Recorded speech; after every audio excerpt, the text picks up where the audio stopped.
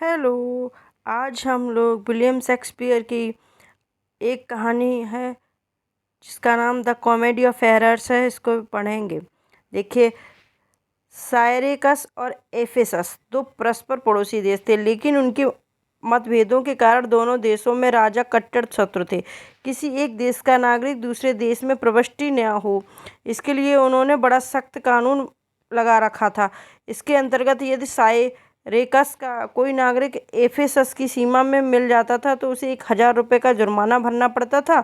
जुर्माना न भरने की स्थिति में उस नागरिक का सर काट लिया जाता था। इसीलिए लोग सीमा पार करते हुए डरते थे, लेकिन जो इस कानून को नहीं जानते थे उन्हें इनका दंड भुगतना पड़ता था।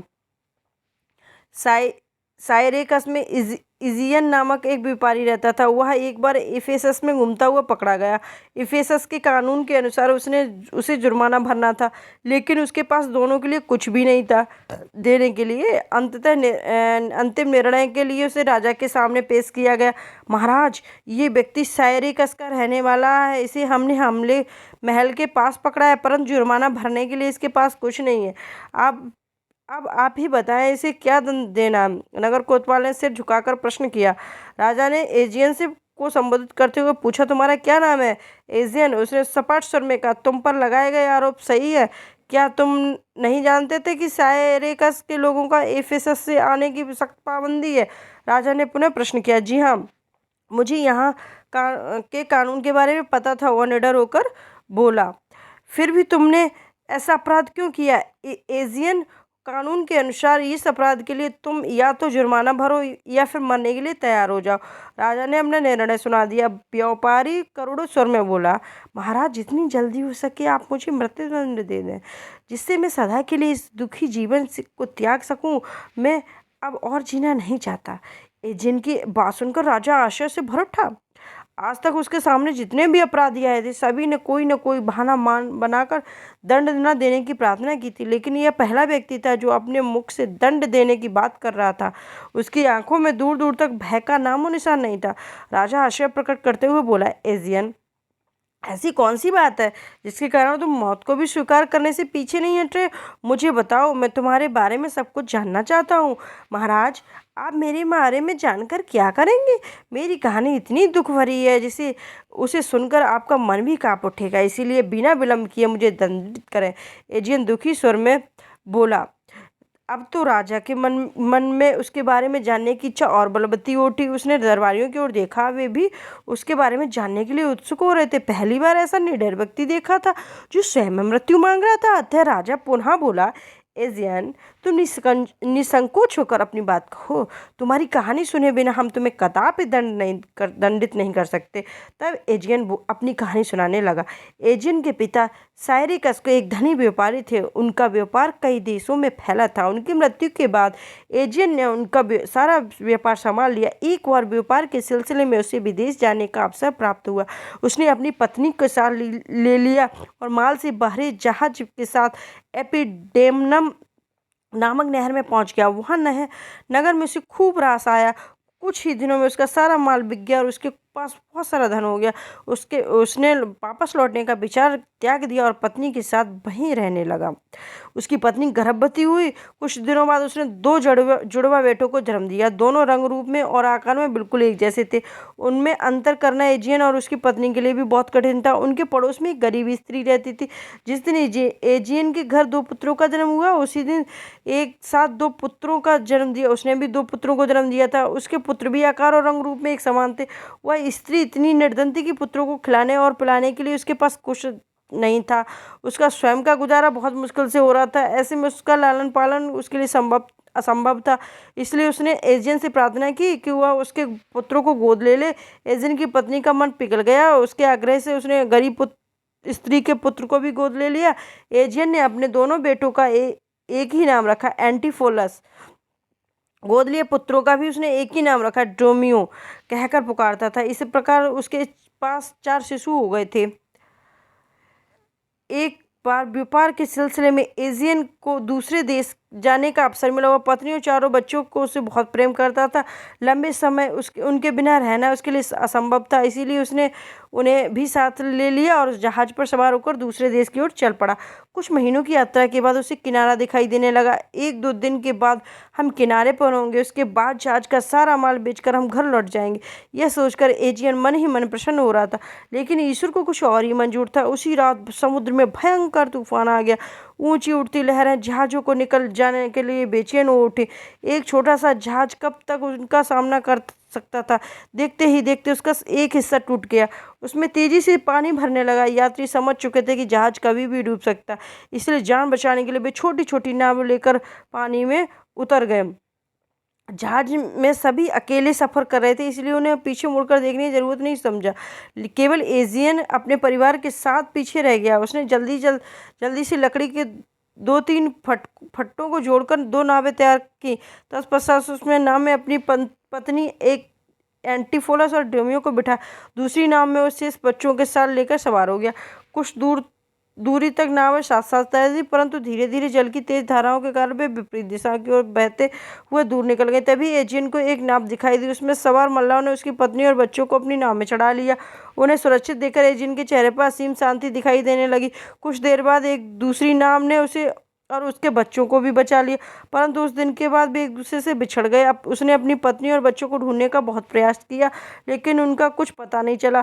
थक हार कर एजियन ने उनको मिलने की आशा छोड़ दी और अपना सारा ध्यान दोनों बेटों पर केंद्रित कर दिया। अब केवल वे ही उसके परिवार थे।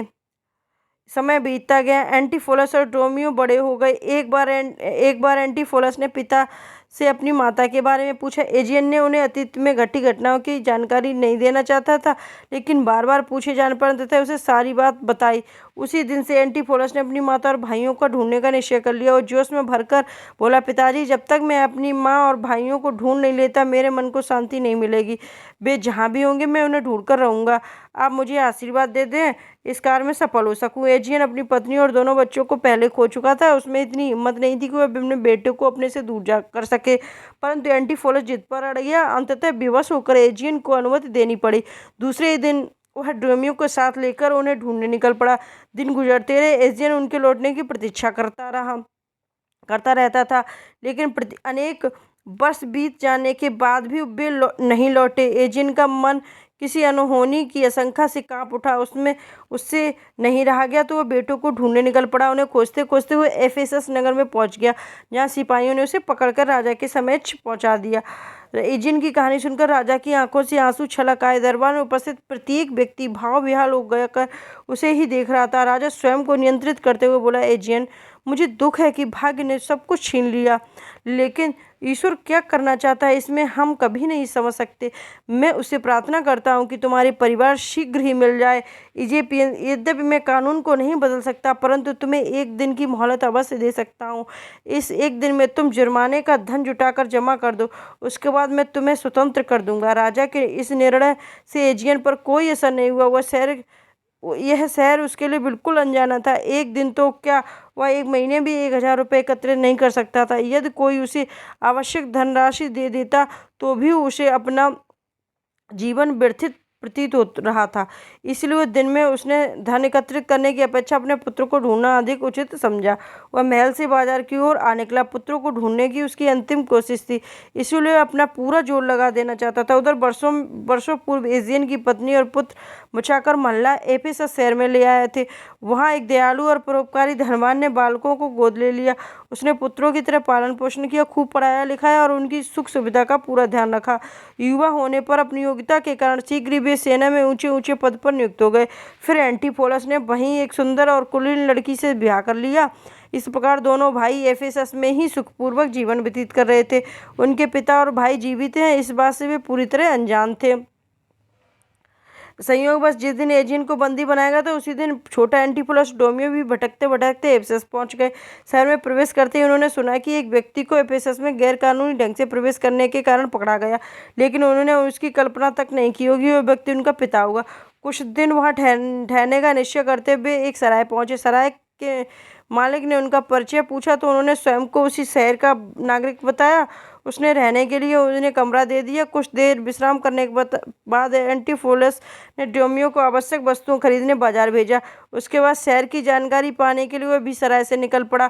तभी एंटीफोलस को ड्रोमियो दिखाई दिया और तेज तेज चलता हुआ उसकी ओर आ रहा था। एंटीफोलस होश में पड़ गया कि उसे बाजार गए अभी थोड़ी देर हुई थी, वो इतनी जल्दी कैसे लौट आया। उसने ड्रोमियो के थैले की ओर देखा परंतु वह खाली हाथ था। यह देखकर वह क्रुद्ध हो गया, लेकिन इससे पहले कि वो डांटता, ड्रोमियो बड़े कोमल स्वरों में बोला, कप्तान साहब यहाँ क्या कर रहे हैं? चलिए घर चलिए, आपकी पत्नी भोजन के लिए आपकी प्रतीक्षा कर रही है। उसकी बात सुनकर एंटीफोलस चौंक पड़ा, फिर गुस्से से भरकर बोला, ड्रोमियो तुम्हारा दिमाग खराब हो गया? ये कैसी बहकी बहकी बातें कर रहे हो? मेरा विवाह ही नहीं हुआ तो मेरी पत्नी कहाँ से आ गई? ड्रोमियो, ये हंसी मजाक का समय नहीं है। मैंने तुम्हें सामान लेने भेजा था, खाली हाथ क्यों लौटाए? इस बार ड्रोमियो चकते हुए बोला, मैं भला आपसे मजाक क्यों करूंगा? आपकी पत्नी भोजन के लिए बुला रही है, इसमें मजाक कहाँ से आ गया? आप किस सम्मान की बात कर रहे हो? आपने कौन सा सामान लेने के लिए कहा था? अच्छा, अब तुम्हें यह भी याद नहीं होगा कि तुम्हें क्या लाने के लिए कहा था? ड्रोमियो, बहुत मजाक हो गया, अब चुपचाप जाकर अपना काम निपटाओ और बार बार पत्नी पत्नी पत्नी पत्नी मत चिल्लाओ। मेरी कोई पत्नी नहीं है, एंटीफोलस ने उसे झिड़कते हुए कहा। वास्तव में वो ड्रोमियो था जो एंटीफोलस को बड़ा एंटीफोलस समझ रहा था। इधर एंटीफोलस बड़े ड्रोमियो को छोटा ड्रोमियो समझकर उसे डांट रहा था। इस प्रकार दोनों एक दूसरे से गलत समझ बैठे। एंटीफोलस का अजीब व्यवहार देखकर ड्रोमियो ने सोचा, बस कप्तान साहब अपनी पत्नी से लड़कर आए हैं, इसीलिए गुस्से में है, इसीलिए भाभी ने मुझे इन्हें लाने के लिए कहा है, इसीलिए मैं इन्हें लेकर ही जाऊंगा। ये सोचकर हुआ उससे घर चलने की प्रार्थना करने लगा। आखिरकार एंटीफोलस चिढ़ गया और बड़े ड्रोमियो का हाथ पकड़ते हुए बोला, लगता है तेरा दिमाग का इलाज करवाना पड़ेगा, ये जानते हुए भी कि अभी मेरा विवाह नहीं हुआ, बार बार पत्नी पत्नी बोल रहा है। चल पहले उस लड़की से मिलाता हूँ जिससे तू मेरी पत्नी बता रहा है, चल उसके पास सीधे बात करूंगा। ये कहकर ड्रोमियो उसके साथ चल पड़ा। रास्ते में बाजार पड़ता था। उस समय वहाँ बहुत चहल पहल थी। इस भीड़ में एंटीफोलस और ड्रोमियो अलग अलग हो गए। एंटीफोलस ने इधर उधर देखा लेकिन ड्रोमियो कहीं भी दिखाई नहीं दिया। तभी उसने छोटा ड्रोमियो टकरा गया। वह उसे डांटते हुए बोला, कहाँ चला गया था मुझे भीड़ में छोड़कर? चल, कहाँ लेकर चल रहा था तू मुझे? ड्रोमियो आंखें झपकाते हुए बोला, भूल गया क्या? आपने तो मुझे सामान लाने बाजार भेजा था, मैं आपको सराय में छोड़कर आया था। आप यहाँ क्या कर रहे हैं? एंटीफोलस का पारा ऊपर हो गया। ड्रोमियो, सराय से तुम मुझे यह कहकर लाए थे कि मेरी पत्नी खाने के लिए बुला रही है और यहाँ आकर कह रहे हो कि तुम यहाँ सामान खरीदने आए हो? मुझे ऐसा बेहुदा मजाक पसंद नहीं है। मैंने कब कहा कि आपकी पत्नी बुला रही है? क्या मैं नहीं जानता कि अभी आप कुंवारे हैं? जरूर आपको कोई गलतफहमी हुई। ड्रोमियो धीरे से बोला।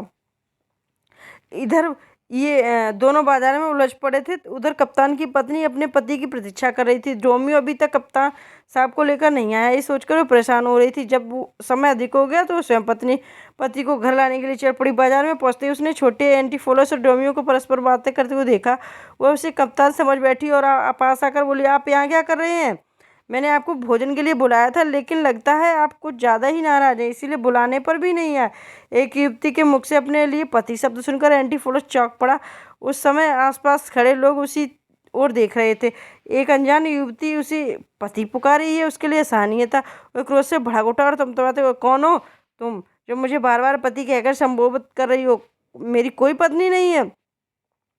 युवती पल भर के लिए हक्की बक्की रह गई, फिर संयमित बोली, आप चाहे कुछ भी कहो परंतु इस सच को कोई नहीं बदल सकते। आप मेरे पति हो, इस प्रकार बीच बाजार में लड़ना उचित नहीं है। यही होगा कि आप मेरे साथ घर चलें, वहीं चलकर हम शांति से बात करेंगे। चलो ड्रोमियो, तुम्हारी पत्नी भी तुम्हारा इंतजार कर रही है।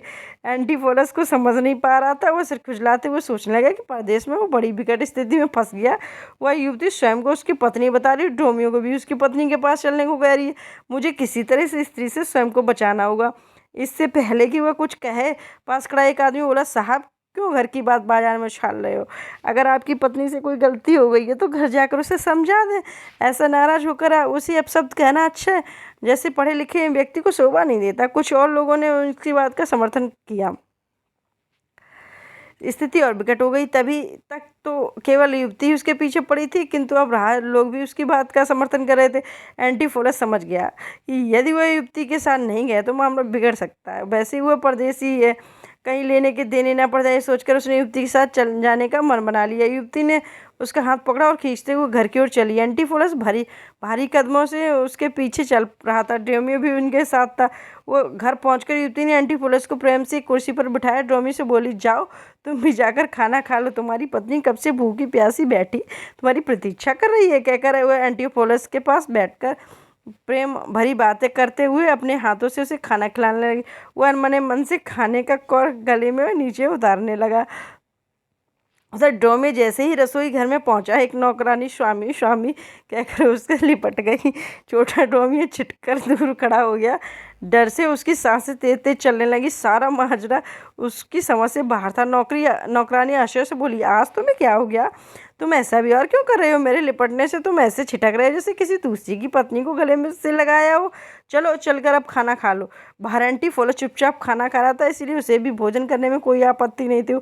वह आसन जमाकर बैठ गया और लगा भोजन करने। इतनी देर में बड़ा एंटीफोलस और बड़ा ड्रोमियो घर आया और दरवाज़ा खटखटाने लगे, परंतु किसी ने दरवाज़ा नहीं खोला।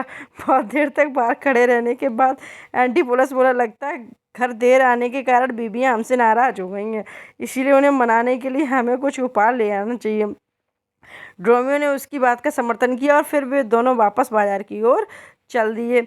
इधर भोजन करने के बाद छोटा एंटीफोलस और ड्रोमियो वहाँ से निकल भागने की बात सोचने लगे। थोड़ी देर बाद जब दोनों स्त्रियां गहरी नींद में सो गईं तो धीरे से उठे वहाँ से भाग निकले। अभी छोटा एंटीफोलस कुछ ही दूर गया था कि मार्ग में से एक सुनार टकरा गया। वह मुस्कुराते हुए उसके पास आया और एक डिब्बा पकड़ाते हुए बोला, लीजिए कप्तान साहब, अपनी अमानत संभालिए। मैं इसे देने आपके घर आ रहा था, अच्छा हुआ कि आप यहीं मिल गए। ये रतन जड़ित सोने का हार आपके पूरे शहर में कहीं नहीं मिलेगा। आप इस हार की कीमत दुकान पर ही भिजवा देना। ये कहकर वह व्यक्ति चला गया। एंटीफोलस हैरान सा खड़ा हुआ था। बार बार उसके दिमाग में सुबह से घटित होने वाली घटनाएं घूम रही थी। वह इस शहर में पहली बार आया था, लेकिन हर कोई उसके साथ ऐसा व्यवहार कर रहा था मानो उसे बरसों से जानता हो। सुनार भी बिना किसी जान पहचान के उसे इतनी कीमती हार सौंप गया था। सॉरी। तभी वहाँ से एक बुढ़िया गुजर रही थी। वो छोटे एंटीफोलस को आशीर्वाद देते हुए बोली, बेटा, तुम्हारे कारण ही मेरा बेटा निर्दोष साबित होकर जेल से छूट गया। भगवान तुम्हें लंबी उम्र दे। बुढ़िया के जाने के बाद वह युवक आया और बड़े प्रेम से उसके साथ मिला। वह युवक भी उसके साथ परिचितों जैसा व्यवहार कर रहा था। तभी एक व्यक्ति ने आकर उसे अपने पुत्र की शादी का निमंत्रण पत्र थमाया और परिवार सहित विवाह में आने के लिए कहा। एक अन्य व्यक्ति उसे मोहरों की थैली पकड़ाते हुए बोला, कप्तान साहब, आपने वक्त पर मेरी सहायता कर मुझे उबार लिया। आज मैं जो कुछ भी हूँ आपके कारण हूँ, इसीलिए अपना धन स्वीकार कीजिए। इस स्टोरी को पढ़ते हुए हिंदी में बहुत सारी पिक्चर ऐसी स्टोरी पे बनी हुई है कि इसमें जैसे आपकी एक है अमिताभ बच्चन की छोटे मियाँ बड़े मियाँ भी में ऐसे भी कुछ चित्र हैं, और एक ऐसी ही अजय देवगन की पिक्चर है, नाम नहीं है याद आ रहा। तो हिंदी सिनेमा में बहुत सारी ऐसी इस कहानी से ऐसी बहुत सी पिक्चर बनी हुई हैं। तो देखिए, आप लोग आगे देखिए क्या होता है। यह सब क्या हो रहा है? एंटीफोलस की समझ में कुछ नहीं आ रहा था। वास्तव में बड़ा एंटीफोलस इसी शहर में पढ़ लिख कर बड़ा हुआ था, इसीलिए शहर के लोग लगभग सभी व्यक्ति उसे अच्छी तरह से जानते थे। छोटा एंटीफोलस बिल्कुल अपने भाई जैसा था, यही कारण था कि लोग उसे कप्तान साहब समझ रहे थे। अभी कुछ कदम ही चला था कि एक लड़की उसके पास आकर लाड़ करते हुए बोली, भैया, आपने मेरा हार बनवा दिया, लाओ। कहाँ है हार? मैं बड़ी बेसब्री से उसी का प्रतीक्षा कर रही थी। ओह, तो इस डिब्बे में है मेरा हार।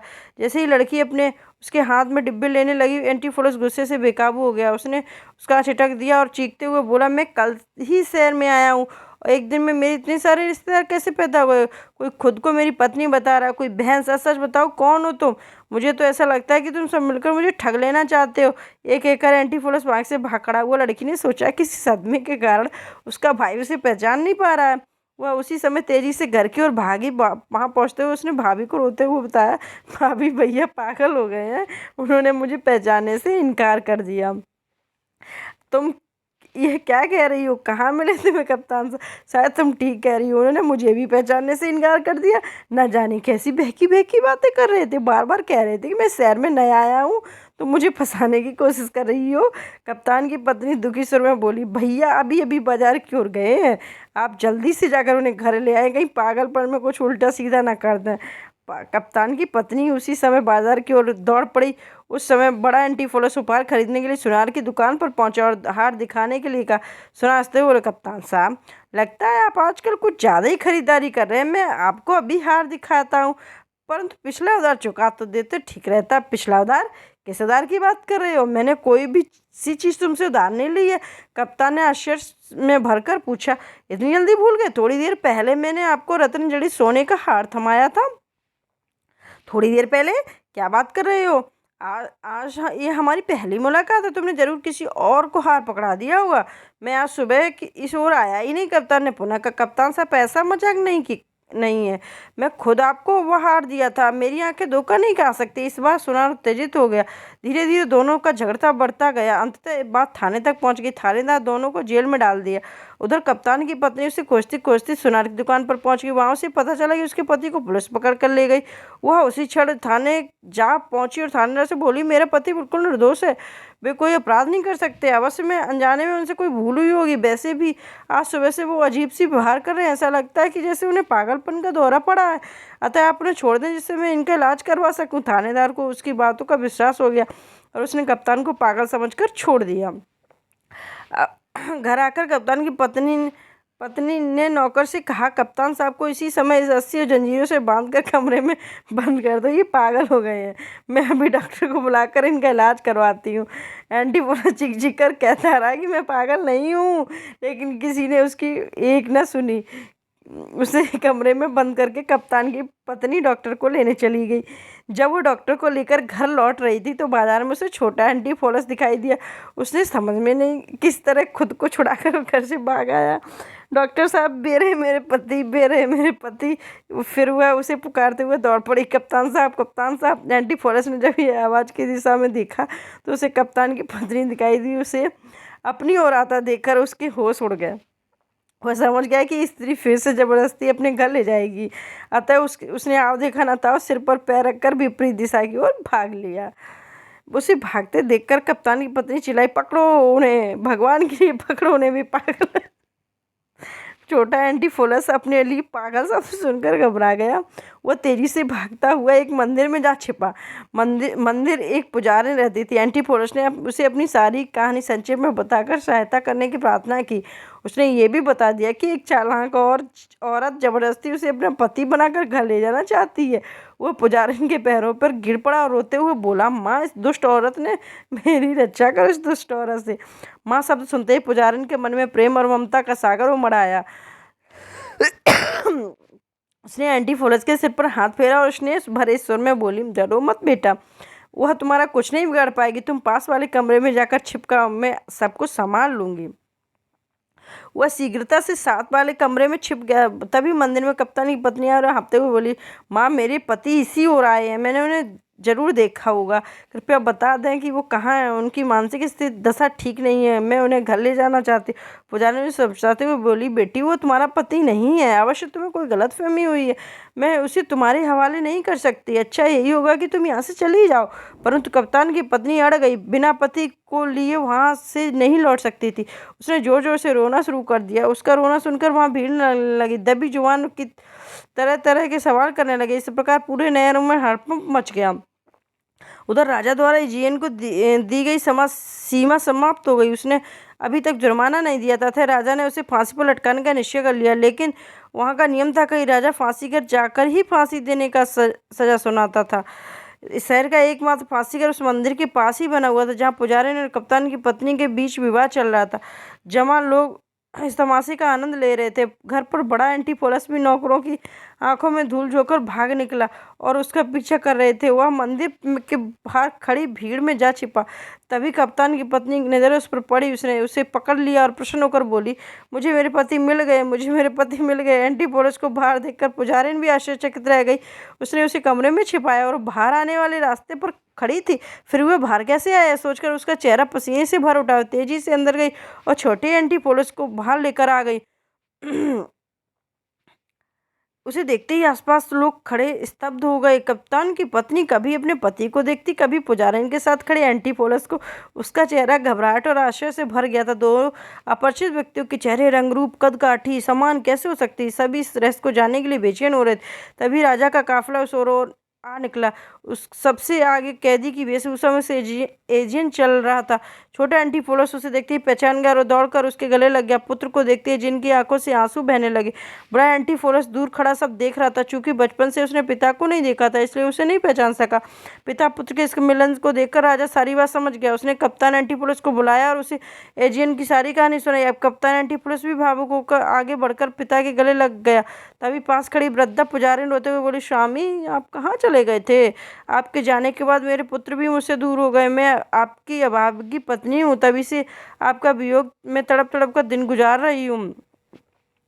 इतने वर्षों बाद पत्नी को देखकर एजियन की खुशी का ठिकाना ना रहा। तभी दोनों ड्रोमियो भी वहां गए। एजियन और उसकी पत्नी ने उन्हें भी प्यार से गले लगा लिया। इस प्रकार एजियन की, उसकी पत्नी और चारों पुत्र एक साथ मिल गए। इस बीच कप्तान की पत्नी भी सारी बात समझ चुकी थी। उसने सास ससुर और के पैर छुए आशीर्वाद लिया। उनमें जो गलतफहमी हुई थी वो दूर हो गई। फिर कप्तान एंटीफोलस ने राजा से प्रार्थना की और पूरा जुर्माना भरने को तैयार है, लेकिन उसके पिता को छोड़ दिया जाए। लेकिन राजा ने बिना जुर्माना लिए एजियन को मुक्त कर दिया। इसके बाद वह पूरा परिवार सुखपूर्वक एक साथ रहने लगा।